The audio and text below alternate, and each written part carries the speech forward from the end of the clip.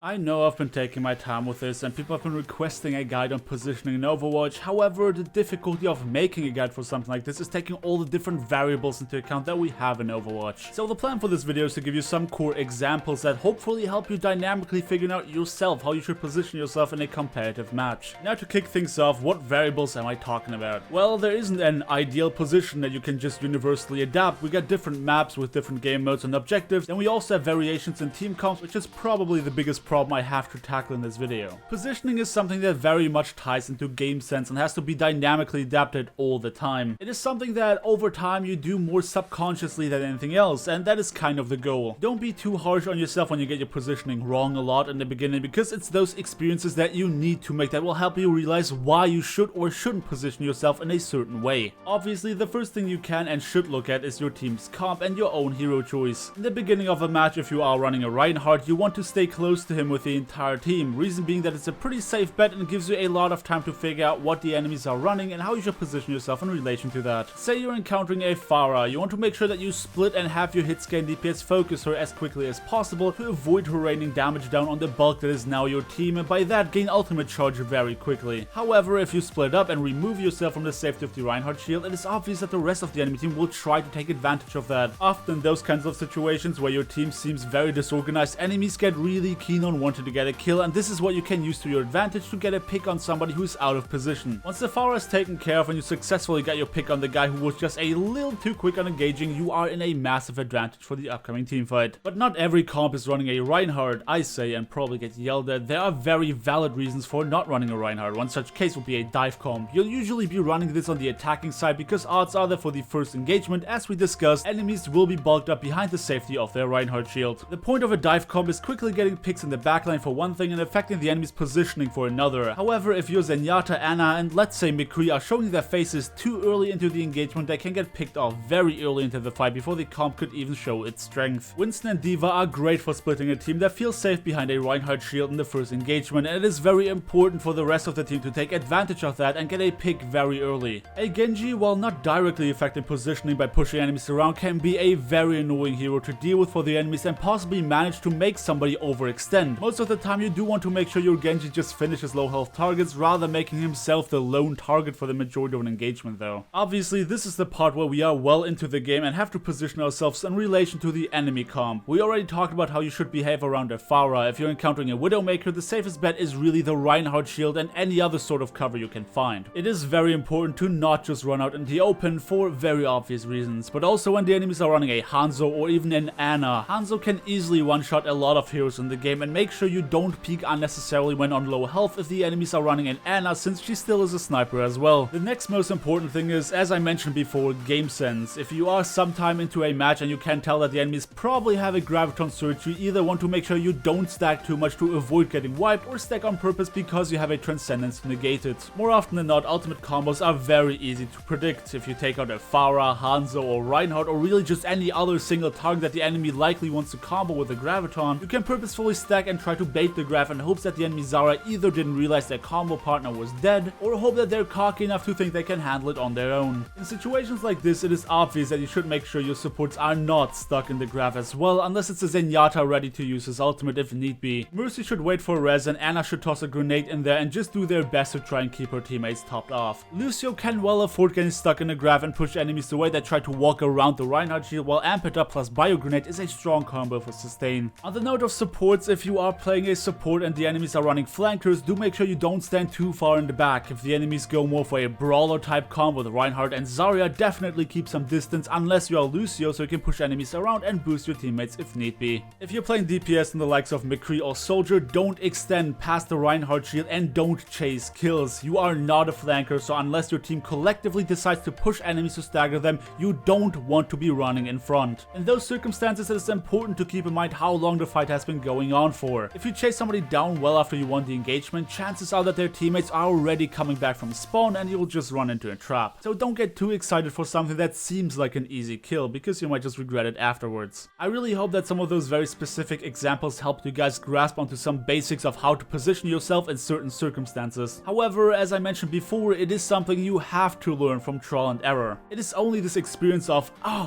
fuck, I shouldn't have done that, that'll bring you to the point where you make decisions subconsciously to avoid repeating your mistake. But having this realization is great because it means you are aware of your mistake, and that's what matters. So let's try to summarize what we have been talking about today. The way you position yourself initially strongly depends on your team comp. Deciding whether or not you want to show your face early into an engagement depends on how much protection you can expect from your tanks and which hero you play. Pay close attention to the enemy comp and possible swaps. There are circumstances where stacking behind a shield or payload makes a lot of sense to avoid snipers or roadhog hooks, whereas sometimes you want to avoid that to not get blasted by Pharahs or Junkrats. Though it is worth noting that if you don't focus a Pharah immediately, she's still gonna be able to pick you off if you split, so do keep that in mind. Game sense is huge when it comes to positioning, so pay attention to how long the engagement lasted and approximate who could have their ultimates and position yourself accordingly. Sometimes you want to purposefully make it look like your team is disorientated to bait enemies to get out of position or to bait enemy ultimates when you are well capable of dealing with them. And lastly, know your role and don't be at places you shouldn't be. Don't chase enemies all on your own, especially if you are not a flanker and suffer from a lack of mobility. Alright guys, this wraps it up for today. I hope you found this video useful to some extent. If you did, do feel free to leave me a like on your way out, subscribe if you want to see more, and I hope to see you all next time.